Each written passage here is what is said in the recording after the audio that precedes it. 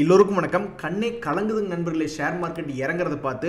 ஆனால் உண்மையிலேயே யாருக்கு கண்ணு கலங்கணும்னா கடன் வாங்கி ஷேர் மார்க்கெட்டில் பணம் போட்டவங்க, அல்லது இந்த மாதத்துக்குள்ளே எப்படி ஒரு 10% ப்ராஃபிட் ஷேர் மார்க்கெட்டில் பிடிக்கணும் அப்படின்ற மாதிரி இருக்கிறவங்களுக்கு தான் உண்மையிலேயே கண்ணு கலங்கணும். ஏன்னா மார்க்கெட்டினுடைய ட்ரெண்ட் அவங்களுக்கு ஆப்போசிட்டில் இருக்குது. ஆனால் வெயிட் பண்ணுறவங்களுக்கு என்ன அவசரம்? ஷேர் மார்க்கெட் எந்த அளவுக்கு கீழே போறியோ போயிட்டு போ, ஆனால் திரும்பி ஏறும்போது டபுளாக ஏறு அப்படின்ற மாதிரி வெயிட் பண்ணுறவங்களுக்கு என்ன பிரச்சனை? ஷேர் மார்க்கெட்டில் இதுக்கு முன்னாடி ஒவ்வொரு முறையும் இறங்கும்போது நம்ம பயப்பட்டுக்கிட்டே தான் இருப்போம். ஆனால் அந்த பயத்தை தாண்டி மறுபடியும் ஒவ்வொரு முறையும் பணம் டபுள் பண்ணி கொடுத்துட்டே தான் இருந்திருக்கான். ஸோ இந்த முறையும் ஏதோ ஒரு பிரச்சனைனால, எலெக்ஷன் ஆகட்டும் அல்லது ஜியோ பாலிட்டிக்ஸ் இஷ்யூ ஆகட்டும், டேக்ஸ் ப்ராப்ளம் ஆகட்டும், ஏதோ ஒரு பிரச்சனைனால தொடர்ந்து மார்க்கெட் இறங்கி கொண்டு இருக்கும் பொழுது பயம் என்பது எதற்கு? எவ்வளவு தூரம் கீழே இறங்குறானோ அவ்வளவு தூரம் மேலே ஏறுவான். ஸோ 22,000 20,000 வர்றானா, அப்போ 20,000 25,000 போவான். ஸோ இதுக்கு உண்டான டைமுக்கு மட்டும் நம்ம வெயிட் பண்ணணும். அதே மாதிரி இன்வெஸ்ட்மெண்ட் பண்ணுறதுக்கு பணம் அப்படின்றது மட்டும் இருந்துட்டா ஷேர் மார்க்கெட்டில் நம்ம தான் ஜெயிக்க போகிறோம். நண்பர்களே, ஐடிசி ஷேர்ல ஒரு மிகப்பெரிய நியூஸ் அப்படின்றது வந்திருந்தாலும் ஒரு சிறிய அளவில் தான் ஏறி இருக்கான். அதாவது இன்னைக்கு மார்க்கெட்டே ரொம்பவுமே வீழ்ச்சி அடைஞ்சிருக்கு. இருந்தாலும் இன்னைக்கு இவன் ஒரு 3 ரூபா ஏறி இருக்கான். இந்த ஐடிசி இனிமேல் தொடர்ந்து ஏறுமா இல்லையா அப்படின்றது தெரியல. பட் இப்போதைக்கு தற்சமயத்துக்கு இது ஒரு நல்ல நியூஸாக தான் பார்க்கப்படுகிறது. அதாவது இவங்க கிட்ட ஒரு சப்சிடரி இருக்கு, ஐடிசி இன்ஃபோடெக் அப்படின்னு ஒரு கம்பெனி. அவங்க பிளேஸ்கிளான் டெக்னாலஜிஸ் அப்படின்றது ஒரு கிளவுட் சர்வீஸ் பண்ணக்கூடிய கம்பெனி. அவங்கள 100% அக்வஷன் பண்ற மாதிரி ஒரு நியூஸ் வருது. ஸோ இந்த நியூஸ்னால தான் இன்னைக்கு மார்க்கெட் இறங்கி இருந்தாலும் ஐடிசி மேலே ஏறி இருக்கான். ஒரு நல்ல காலம் பிறந்துட்டா ரொம்ப சந்தோஷம்தான். நண்பர்களே, ஷேர் மார்க்கெட் இறங்கிட்டு இருக்கு. இந்த சமயத்தில் ஏவரேஜிங் பண்ணாமல் வேகமாக வெளியில் வர முடியாது அப்படின்றது என்னுடைய ஒப்பீனியன். இதுக்கு முன்னாடி இப்படி தான் ஹெச்டிஎஃப்சி பேங்க் அப்படின்ற ஷேர் கீழே இறங்கிட்டே வந்தான். அவனுடைய ஹை ரேட் 1,800 ரூபாயிலிருந்து கீழே 1,300 வரைக்கும் வந்துட்டு அதுக்கப்புறம் மறுபடியும் 1,560 வரைக்கும் வந்திருந்தான். ஸோ யாராவது ஒருத்தர் இந்த ஹைல வாங்கி இங்கே லோலி ஏவரேஜ் பண்ணியிருந்தாங்கன்னா ஆல்மோஸ்ட் அவங்களுடைய காஸ்ட் ப்ரைஸ் அப்படின்றது குறையுது. ஸோ இப்போ ஹிந்துஸ்தான் யூனிலிவர் இறங்குது, டாடா எல்க்ஸ் இறங்குது, டாடா இன்வெஸ்ட் இறங்குதுன்னா இதெல்லாம் ஒரு நல்ல கம்பெனியாக இருக்கும் பட்சத்தில் அவன் தொடர்ந்து இறங்கிக்கிட்டே இருக்கான். அப்படின்னா அது ஏதாவது ஒரு இடத்துல ஏவரேஜ் பண்ணல, நம்மளுடைய கெப்பாசிட்டிக்கு தகுந்த மாதிரி. இந்த கம்பெனி எப்பவுமே லாபம் செஞ்சு கொண்டிருக்கக்கூடிய கம்பெனிகள். ஸோ இந்த கம்பெனிகள் தொடர்ந்து லாபம் செஞ்சு கொண்டிருக்கிற வரைக்கும் ஏவரேஜ் பண்ணுறதுல என்னை பொறுத்த வரைக்கும் தப்பு இல்லை. ஏன் அப்படின்னா திரும்பி ஏங்க அப்புறம் இந்த நல்ல கம்பெனிகளை ஏறாமல் வேற ஏதாவது கும்பா கம்பெனிகளை ஏற போகுது? அப்புறம் நேற்று நம்ம ஷேர் மார்க்கெட் தான் அடி வாங்கியிருக்கு. சரி, ஏதாவது அமெரிக்க ஷேர் மார்க்கெட் மேலே ஏறி காப்பாற்றி விடு அப்படின்னு நான் நப்பாசியில் பார்த்துக்கிட்டே இருந்தேன். அவனும் அதுக்கு தகுந்த மாதிரி மேலே போய்கிட்டே இருந்தான். எப்படி வீட்டுக்கு வீடு வாசப்படியோ அதே மாதிரி அந்த ஷேர் மார்க்கெட்டையும் திடீர்னு ஒரு பெரிய ஃபால் கொண்டு வந்து இறக்கி விட்டு ரொம்ப ஃப்ளாட்டாக தான் முடிச்சிருக்காங்க.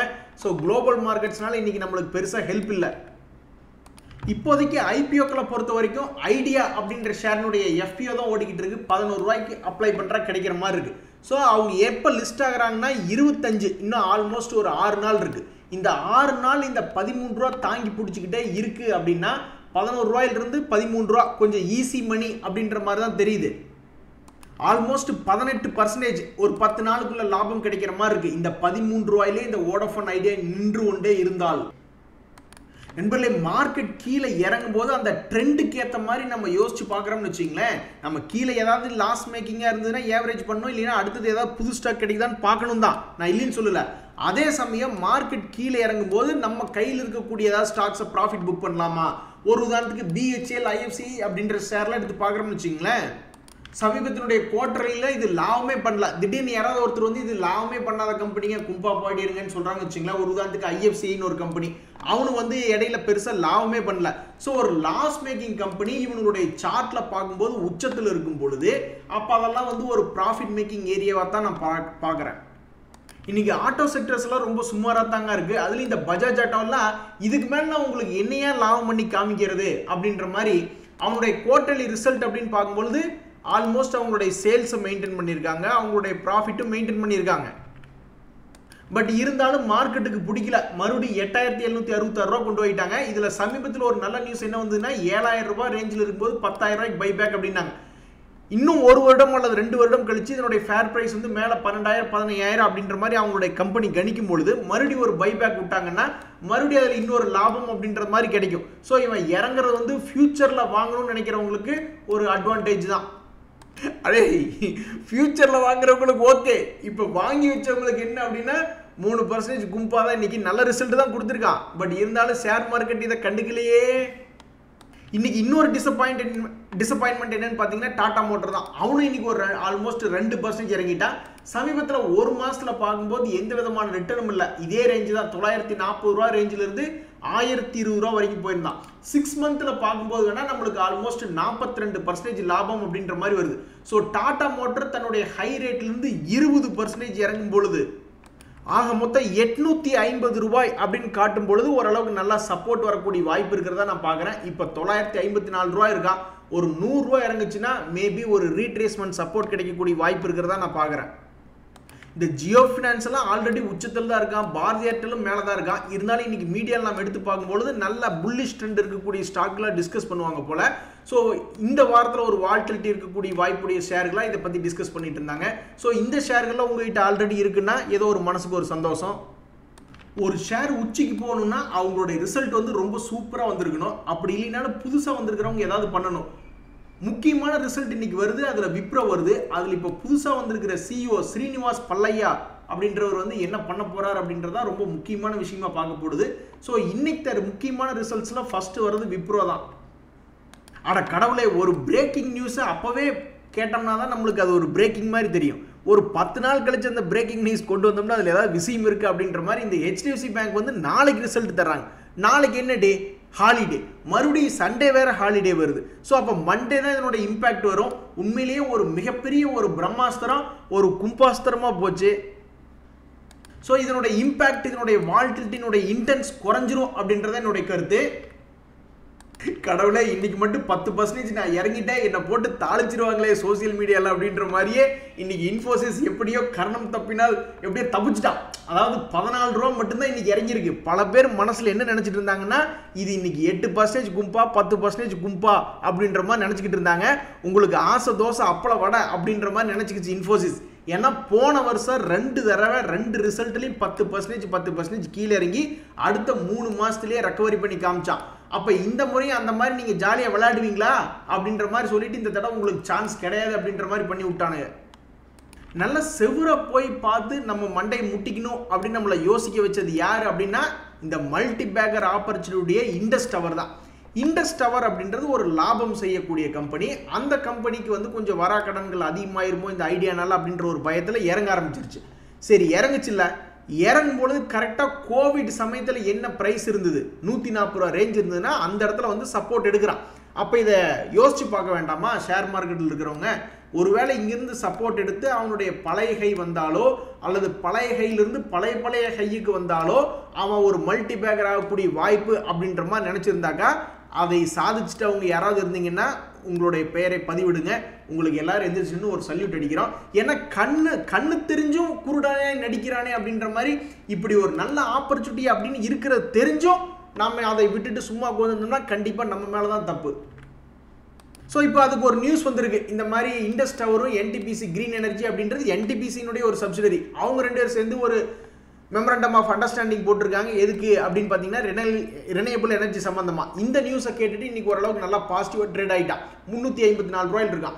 ஒருவேளை இவனுடைய இந்த டெப்த் அப்படியே திருப்பி போட்டு பழைய ஹையை வந்து டச் ஆகிற மாதிரி இருந்தால் 500 வந்தாலும் ஆச்சரியப்படுறதுக்கு இல்லை. நண்பர்களே, HCC அப்படின்றது ரொம்ப சுமாரான கம்பெனி. அவனுடைய ப்ராஃபிட் அண்ட் லாஸ்லாம் எடுத்து பார்த்தீங்கன்னு வச்சிங்களேன், ஒரு கன்சிஸ்டன்சியாக இருக்காது. பெரிய அளவில் லாஸ் பண்ணியிருப்பான், திடீர்னு ப்ராஃபிட் காமிப்பான், திடீர்னு லாஸில் இருக்கும். ஆனால் அது போன்ற கம்பெனிகள்லையும் நம்ம ரைட்ஸ் இஷ்யூ மூலியமாக பணம் சம்பாதிக்க முடியுமா அப்படின்றது யோசனையாக இருக்குது. இப்போ இஷ்யூ ப்ரைஸ் 21 ரூபாய்க்கு இவங்க வந்து ரைட்ஸ் இஷ்யூ கொடுத்துருந்தாங்க. எப்போன்னா இந்த வருஷம் தான் மார்ச் 15 அப்படி மார்ச் 16 அப்படின்றது ரெக்கார்ட் டேட், அதான் எலிஜிபிலிட்டி டேட்.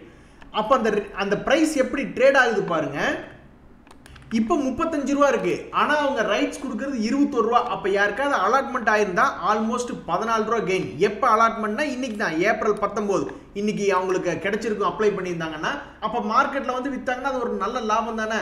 ஸோ கடந்த 6 மாதத்தினுடைய ட்ரெண்ட் அப்படின்றது பார்த்தீங்கன்னா மேபி 44 ரூபாய்க்கு யாராவது உச்சாணி கும்பல வாங்கிட்டாங்கன்னு வச்சுங்களேன், அவங்களுக்குமே இந்த ரைட்ஸ் என்டைட்டில்மெண்ட் அப்படின்றது ஃப்ரீயாக கிடைச்சிருக்கும். அப்போ 44 ரூபாய்க்கு நம்ம போய் வாங்கியிருந்தா கூட இங்கே 21 ரூபாய்க்கு கிடைக்குதுன்னா அப்போ நம்மளுடைய ஏவரேஜ் ப்ரைஸ் வந்து ஆல்மோஸ்ட் 32 ரூபா ஆச்சு. ஸோ ஆல்மோஸ்ட் இப்போ இருக்கிறது 35 ரூபா. எப்படியும் லாபம் தானே. சரி, அப்படி உச்சாணி கொம்பளை வாங்காமல் கொஞ்சம் லோ ரேட்டில் வாங்கி அந்த ரைட்ஸ் என்டைட்டில்மெண்ட் அப்ளை பண்ணி இந்த ஸ்டாக் கிடைச்சதுன்னா அப்போ அது இன்னும் கொஞ்சம் லாபம் அதிகம்தான். அதாவது இந்த உலகத்துல என்ன பண்ணுன்னா இனிமேல் யாருக்கெல்லாம் சண்டை போடணுமோ எல்லாம் செவ்வாய் கிரகத்துக்கு போய் சண்டை போடுங்கடா, இல்லைன்னா எங்காவது நிலாவுக்கு போயிருங்கடா, இந்த உலகத்தை பெசாம விட்டுருங்கடா அப்படின்ற மாதிரியான ஒரு ஸ்கீம் கொண்டு வந்துடணும். சண்டை போடுறவங்களாம் ஒரு நாட்டில் கொண்டு போய் தள்ளிடணும். எவன்லாம் அடிச்சுக்கணும்னு விருப்பப்படுறீங்களா அங்கே போய் அடிச்சிங்க. எவன்லாம் சந்தோஷமா பக்கத்தில் இருக்கிறவங்க கூட ஜாலியாக இருக்கணும்னு நினைக்கிறீங்களா அவங்களாம் இந்த நாட்டுக்கு போயிருங்க அப்படின்ற மாதிரி தள்ளி விட்டுருணும்னு நான் நினைக்கிறேன். நீ என்ன என் மேல குண்டு போட்ட, அதுக்கு முன்னாடி நீ என் மேல குண்டு போட்டில, அதுக்கு தான் இந்த குண்டு. அப்புறம் திருப்பி அவன் போய் என்ன பண்றான், மறுபடியும் குண்டு போடுறான். இப்ப போய் இவன் கேட்கறான், நீ என்ன என் மேல குண்டு போட்ட, நீ போட்டவாறு என் மேல குண்டு போட்டில, அதுக்கு தான் இந்த குண்டு. இப்படியே மாத்தி மாத்தி சண்டை போட்டுருக்காங்க. ஆக மொத்தம் இன்னைக்கு ஷேர் மார்க்கெட் உருப்படி ஆகும் நான் நினைச்சேன், ஆனா உருப்படி ஆகல. அதுக்கு என்ன காரணம்னா காலையிலேயே இப்படி ஒரு நியூஸ் வந்துருச்சு, ஈரான் மேல இஸ்ரேல் குண்டு போட்டதா செய்திகள் வருது அப்படின்னு. உடனே நம்மளுடைய மார்க்கெட் இன்னைக்கு திணறிட்டே தான் இருக்கான். இந்த வார் வந்து ரொம்ப ரொம்ப சிறிய அளவிலான வார். இதனால என்ன ஒரு இம்பாக்ட் ஆகுதுன்னா க்ரூட் ஆயில் தான் பறக்கிறான். இப்போ க்ரூட் ஆயில் பறக்கிறதுனால நன்மைகளாக இருக்கக்கூடிய சில ஷேர்களும் இருக்கு, அடி வாங்கக்கூடிய சில ஷேர்களா இருக்கு. பாவம் ஐஓசி பிபிசி எல்லாம் அடி வாங்கிட்டு இருக்கான். ஸோ என்னை பொறுத்த வரைக்கும் இந்த ஐஓசி ஒரு ஆப்பர்ச்சுனிட்டி கொடுக்க தான் வர்றான். மறுபடியும் 150 வந்தாலும் சரி அல்லது ஒரு 120 வந்தாலும் சரி மறுபடியும் மேலே போய் பணம் சம்பாதிக்க கொடுக்க தான் போறான் அப்படின்றது என்னுடைய கருத்து. சமீபத்தில் கூட இதே மாதிரி ஒரு இஷ்யூனால 150 ரூபா வரைக்கும் வந்துட்டு 175 போனான். இப்போ மறுபடியும் 150 வந்தாலும் சரி 120 வந்தாலும் சரி 100 ரூபா வந்தாலும் சரி ஒவ்வொரு இடத்துலையும் பணம் சம்பாதிச்சு கொடுக்கறதுக்கு தான் வர்றான் அப்படின்றது என்னுடைய கருத்து. நண்பர்களே, பிஸ்னஸ் பண்ணும்போது திடீர்னு ஏதாவது ஒரு கட்டத்தில் பிஸ்னஸ் வந்து கொஞ்சம் டல் அடிக்கும். அப்போ என்ன வருமானம் வருதோ அதை மட்டும் நம்ம எடுத்துக்கிட வேண்டியதான்.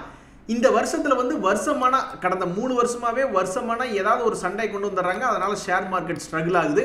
நல்ல நியூஸ் அப்படின்றது வர வேண்டியது இருந்தது. அந்த நல்ல நியூஸ் வந்து இப்போ வராது போல. அமெரிக்கா வந்து ஃபெட் ரேட் வந்து ரேட்டை கட் பண்ணால் மட்டும்தான் உண்மை. அது வரைக்கும் மீடியாக்களில் டிஸ்கஸ் பண்ணுறாங்க, அங்கே பண்ணுறாங்க, இங்கே இவங்க ஃபோர்காஸ்ட் பண்ணுறாங்க ரேட்டை குறைஞ்சிரும் அப்படின்றது எல்லாமே போய். அவன் யூஎஸ் ஃபெட் பார்த்து எப்போ ரேட் கட் பண்ணுறானோ அப்போ தான் ரேட் கட் பண்ணுறான். அது 2024 நடக்கிற மாதிரி தெரியல. அதே மாதிரி யூஎஸ்லேயும் இந்தியாலையும் எலெக்ஷன்ஸ் இந்த வருஷத்தில் இருக்குது. ஸோ என்னை பொறுத்த வரைக்கும் நம்மளுடைய பிஸ்னஸ் டல் ஆகக்கூடிய வருஷமாக இந்த 2024 எடுத்துக்கிட்டா தான் மனசு நிம்மதி அடையும். எந்த ஒரு பேட் நியூஸ்க்கு அப்புறமும் ஸ்டாக் மார்க்கெட்டும் சரி ஒரு இண்டிவிஜுவல் ஸ்டாக்கும் சரி ரெக்கவரி ஆகி மேல் நோக்கி வரத்தான் பார்ப்பான். ஷேர் மார்க்கெட்டில் ஓரளவுக்கு நல்ல பணம் சம்பாரிச்சு கொடுத்த ஷேர் நெஸ்லே. அதுலேயே வந்து ஒரு நியூஸ் என்னன்ட்டாங்க, இந்த மாதிரி சுகர் கண்டென்ட் வந்து அவங்களுடைய ப்ராடக்ட்ல கொஞ்சம் அதிகமாக இருக்குது அப்படின்ற மாதிரி மீடியாக்கள் நியூஸ் வந்துச்சு. அதை தொடர்ந்து இந்த நெஸ்லே இறங்கியிருந்தான். இன்னைக்கெல்லாம் பார்த்தீங்கன்னா காலையிலேயே ரெக்கவரி ஆயிருந்தான், ஓரளவுக்கு பாசிட்டிவ் பாயிண்ட் வந்துட்டான். ஸோ என்னை பொறுத்த வரைக்கும் எந்த ஒரு பேட் நியூஸ்னால இறங்கினாலும் நல்ல ஷேராவோ அல்லது நல்ல இண்டெக்ஸாவோ இருக்கும் பொழுது மறுபடியும் யூட்டர்ன் போட்டு மேலே வரதான் செய்வான். பிரீமியர் எக்ஸ்ப்ளோசிவ்ஸ் அப்படின்ற ஷேர் யாராவது இன்னைக்கு வச்சிருக்கீங்களா? அவன் பேருக்கு ஏற்ற மாதிரி பயங்கரமாக ட்ரேட் ஆகிட்டு இருக்கான். காலையில் பாசிட்டிவ்ல இருந்தால் அப்புறம் மறுபடியும் 100 ரூபாய்க்கு மேலே இறங்கி போனால் அப்புறம் மறுபடியும் பாசிட்டிவ் வரான், மறுபடியும் நெகட்டிவ் போகிறான். ஸோ ரொம்பவுமே வால்டல்ட்டே இருக்கக்கூடிய பங்காக இருக்குது. இந்த சமயத்தில் இன்னைக்கு ஒரு 2 ஷேர் வந்து ஒரு பாசிட்டிவ் மொமெண்டம் எடுத்து போகிற மாதிரி இன்னைக்கு காமிச்சிக்கிட்டு இருக்கான். ஒன்று இந்த அவந்தி ஃபீட்ஸ் அப்படின்ற ஷேர். இதுக்கு முன்னாடியெல்லாம் ஆல்மோஸ்ட் 676 ரூபாயெல்லாம் போனவன் தான் இன்னைக்கு வந்து கொஞ்சம் பாசிட்டிவ் மொமெண்டம் அப்படின்றது காமிச்சிட்டு இருக்கான். அதே மாதிரி இன்னொரு ஷேர் என்ன அப்படின்னு பார்த்தோம்னா காவேரி சீட் கம்பெனி. அவனுமே வந்து ஒரு நல்ல புல்லிஷ் மொமெண்டம் அப்படின்ற மாதிரி காட்டுறான். ஸோ இந்த ஷேர் யாராவது ஆல்ரெடி வச்சிருக்கீங்க அப்படின்னா டெக்னிக்கலி இப்போதைக்கு கொஞ்சம் மொமெண்டம் வந்துருக்கிற மாதிரி காமிச்சிக்கிட்டு இருக்கான். நண்பர்களே, முக்கியமான கம்பெனிகள் இறங்குறது சம்பாரிச்சு கொடுக்கறதுக்கு தான். இந்த எஸ்ஜேவிஎன் அப்படின்ற கம்பெனி 2 முறை 100 ரூபா வந்துட்டு மறுபடியும் 130 ரூபா போனா ரொம்ப வேகமா ஒரு 2-3 மாசத்துக்குள்ள இது நடந்திருக்கு. 20% பிடிச்சிருந்தா கூட 40% ஆச்சு. ஸோ மறுபடியும் என்னைக்கு இந்த எஸ்ஜேவிஎன் 100 ரூபா வர்றானோ அதே மாதிரி ஒரு 70 ரூபா வர்றானோ அது எல்லாமே ஒரு இன்வெஸ்ட்மெண்ட் பாயிண்ட். அப்படி இன்வெஸ்ட்மெண்ட் பாயிண்ட் வந்து டச் பண்ண உடனே மறுபடியும் திருப்பி ஒரு 140 ரூபா 130 ரூபா போவான் அப்படின்ற மாதிரியான ஒரு எதிர்பார்ப்பு தான் நிலவுது. ஏன்னா அவன் தொடர்ந்து அவனுடைய வருமானத்துக்கு உண்டான வேலைகளை பண்ணிக்கிட்டே இருக்கான். இன்னைக்கு கூட ஒரு ஜாயின் வெஞ்சர் சம்பந்தப்பட்ட நியூஸ் வந்திருக்கு. இன்றைய தகவலில் உங்களுக்கு உதவி எனக்கு சந்தோஷம் தான். ரொம்ப நன்றி, வணக்கம்.